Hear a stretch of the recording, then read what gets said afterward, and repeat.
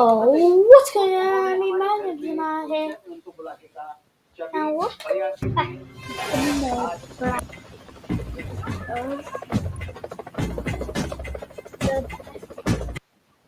One second. Okay. Hey, dear friend, do you... Hey, why is it muted? Why is it muted?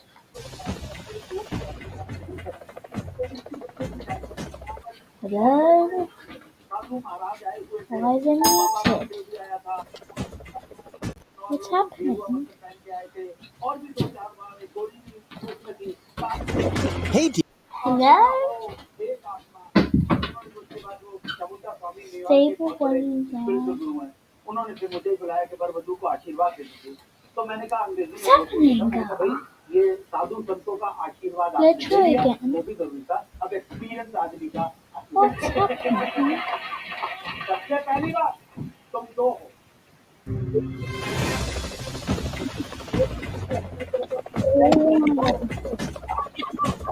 So stupid. I wasn't wearing my headphones. Oh my god.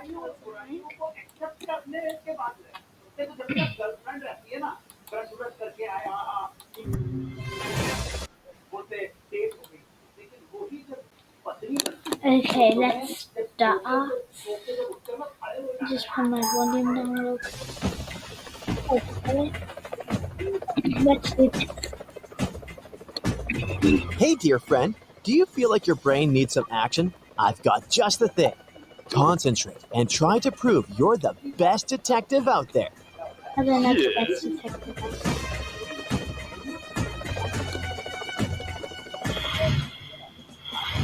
One lady had two admirers. One day, she urgently needed cash, but both men told her they were not ready to give her money. At the same time, the gentleman promised to buy her whatever she wanted. How did the young lady get out of the situation?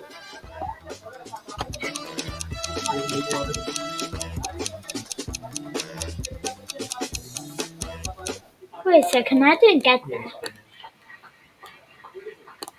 I did not get that. So let's just see the answer again. The woman brought her first admirer to a clothing store, where she chose an expensive coat. The man paid, and they both left. The next day, the lady came to the same place with her second admirer and acquired the same coat. The third time she visited the store herself in order to return one of the purchases. Voila! Neither of her admirers was going to suspect her of returning his gift, and she had the cash she needed.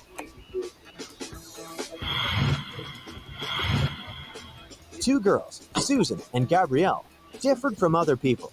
They always told the truth, except for their birthdays. On their birthdays, the girls only told a lie. One day, on June 15th, each of the girls was asked when her birthday was. Susan said her birthday was the day before. Gabrielle replied that her birthday was going to be the next day.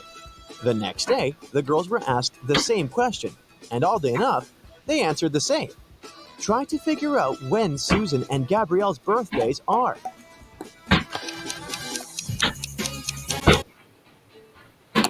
On June 15th. On June 15th, I think. I think that's right.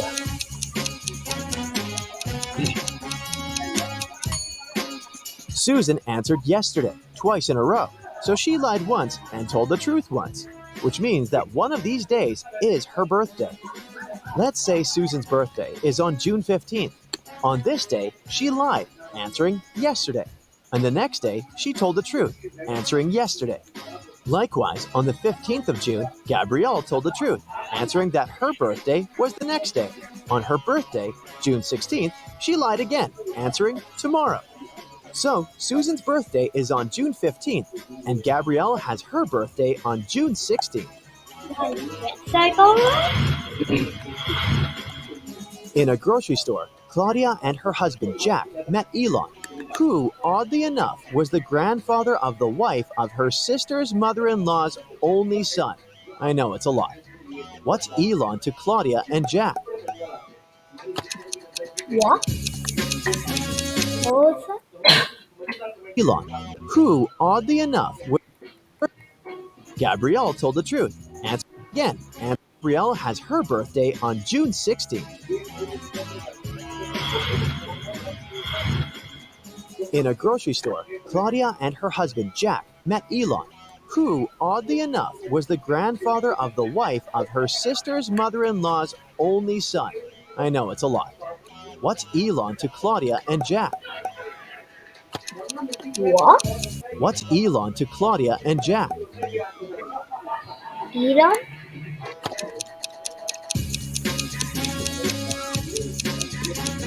Elon? I'm just using common sense. Elon is Claudia's grandfather, and besides, he is the father of Jack's mother-in-law. Wait, let me find Melissa the met her- one. This is too confusing. Way too confusing.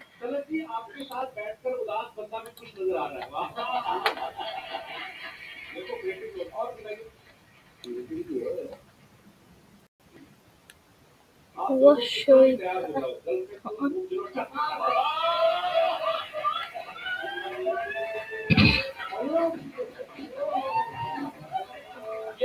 Let's do this one, the latest one. Ashley was sunbathing on the beach and decided to swim in the sea. When she came back to her deck chair, she noticed that her stuff had been stolen. Ashley called security and they found 3 suspects.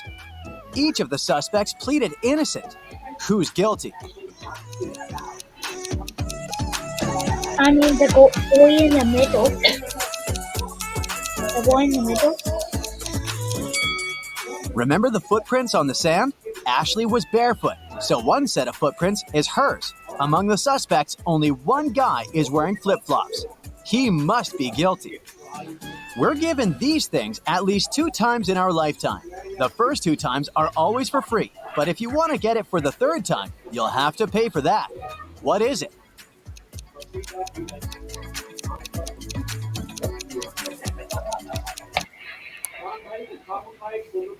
So we're giving the things at least 2 times in our lifetime. The first 2 times are always free, but if you want to get for the 3rd time, you're gonna have to pay. First 2 times are free, and for the 3rd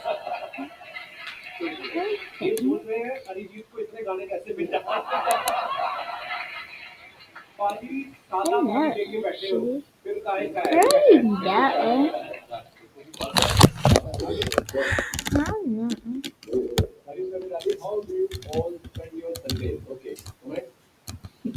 I don't know, actually. We're giving these things at least 2 times in our lifetime, but the first 2 times are always free. But if you want to get for a YouTube subscription, that's under the barrel. A YouTube subscription. These are teeth. You get the first 2 times. I didn't get that. Now, this one is to test your eyes and logic at the same time. Can you tell me the number of the parking spaces where the car is parked?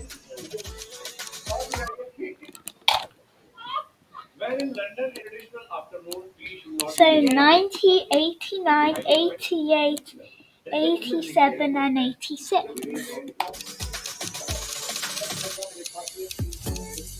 So 87. 87. It's the question of the point of view here. So instead of reading it from left to right, change the angle and you'll see the numbers 86, 88, 89, and 90. Therefore, the number of parking spaces is 87. Yeah. Kelly stands on one side of a river and her cat somehow ended up on the other. Kelly calls her cat, but you know, these guys aren't into water and swimming in general. However, the cat immediately crossed the river without getting wet, and there were no boats or bridges. How?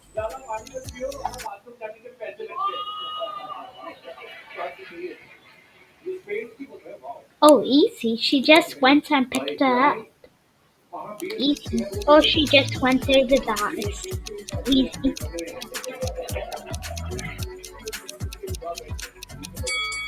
The river was frozen, so the cat just walked on the ice. Oh, Ed yeah. went to a bizarre museum. Rumor has it that some of the paintings are hiding real people and even monsters behind the frames. Look at this exposition and find what painting Ed should stay away from.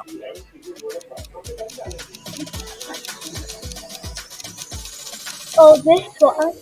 You see that slight change? Yeah, that one. That's the painting of Frankenstein. He's real, as he's the only one who sticks his hands out of the picture. The rest of the monsters are just paintings. Oh. In 1890, Jeremiah was 15 years old. Strangely, in 1895, he was 10 years old. How is that possible?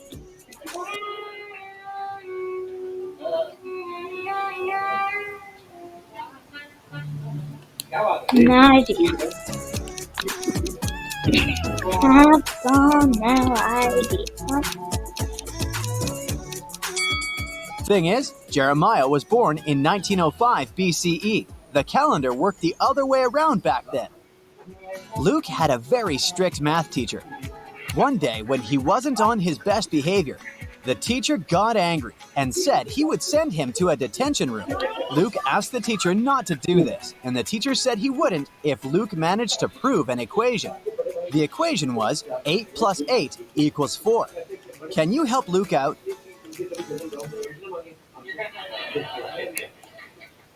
Make that plus into the minus.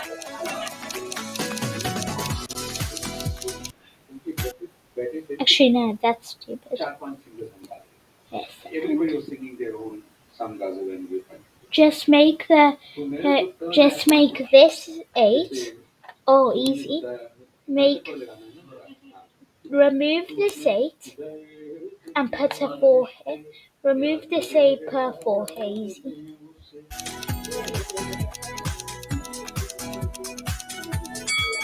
I gotta admit, the teacher cheated a tad bit. It's not about math, but about logic. 8 a.m. plus 8 hours equals 4 p.m. Luke, you'd better behave. Paul asked Mary out multiple times, but she kept refusing his invitations.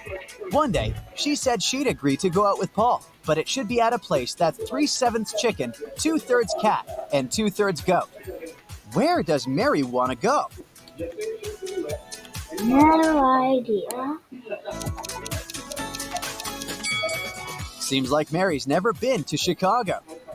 Emily told her husband, Jay, that she wanted to invite her friends to dinner at their house. Jay asked how many friends she was going to invite. Emily said that they're all brunette, but 2.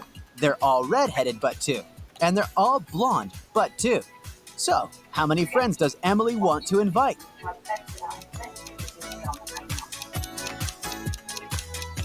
Quick, 6. Over 6. Over 6. Over 6. Over 6. She could have simply said she wanted to invite 3 friends, but she loves riddles. All right, this one went viral on the internet some time ago. If you've missed it, let's crack it right now. I met a man on the London Bridge. He tipped his hat and drew his name. In this riddle, I told you his name. What's his name? Oh, Dream. Because Dream is the name. Dream is the name. His name is Andrew. You just needed to combine the 2 words from one of the lines of the riddle. Same thing. The savannah was on fire. 3 lions and 3 zebras fled to save their lives. To escape the fire, they need to cross a river swarming with crocodiles. There was a raft nearby that can carry 2 animals on top at a time, and it needs to be at least 1 lion or 1 zebra on board. Also, the lions can't outnumber the zebras on either side of the river, even for a moment. How can all of them safely cross the river? 1 at a time? Or 2 at a time? Yeah, just go 2 at a time. First, a lion and a zebra should cross the river. The lion stays on the other bank, and the zebra goes back. For the second crossing, the 2 lions take the raft, but only one of them stays on the other side. 1 lion returns. Next, 2 zebras cross the river. To send the raft back, there should be a lion and a zebra on it. Now, there's a lion and a zebra on the safe bank, and 2 zebras and 2 lions on the bank that's on fire. For the next crossing, 2 zebras take the raft. Now, all the zebras are safe, and the lion can bring his friends one by one. Mr. Collins is a math professor. He wanted to make it simpler for his students, so he suggested an idea. Whoever can solve the problem he gives does not have to take the exam at the end of the semester. The problem was, how can the number 5 be half of 4? Can you solve it? How can the number 5 be half of 4?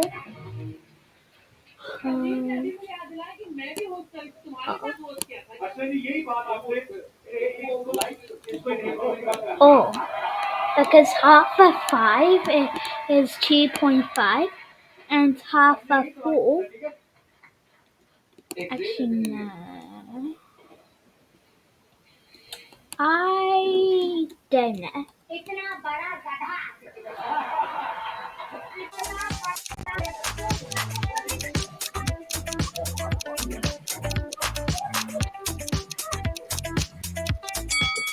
Well, to solve the problem, you need to use Roman numerals and not Arabic as we typically do.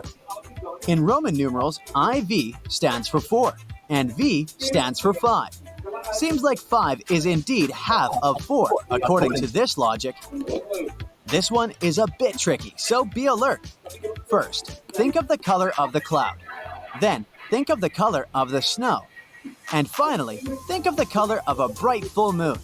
Now answer quickly. What do cows drink? Water. Cows drink water. This one's a trick question. Yeah, it's not much of a riddle, but rather a psychological trick. It's water, not milk. You see, you were fixated on the white color from the start, and the association with cows made you think of milk. If you answered water instead, congrats. Your brain can't be tricked easily. 3 different doctors said Michael is their brother, but Michael says he has no brother. Who is lying? He has no brother. Who is lying?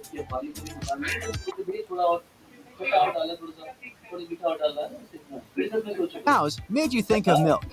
If you answered water instead, congrats. Your brain can't be tricked easily. 3 different doctors said Michael is their brother, but Michael says he has no brother. Who is lying? The doctor. The doctor. Actually, no one's lying. The 3 doctors are Michael's sisters. Amy and Parker were walking in the woods when they saw an old hut. They walked inside, but the door they entered suddenly disappeared. Instead, 3 new doors appeared. Behind the first one, there were venomous spiders. Behind the second door, arrows were flying across at head height. At the third door, hit a 30-foot drop. Which door leads to freedom? Oh, you. This one? This one, the third one. They should choose the second door. They don't need to walk, they can simply crawl under the arrows.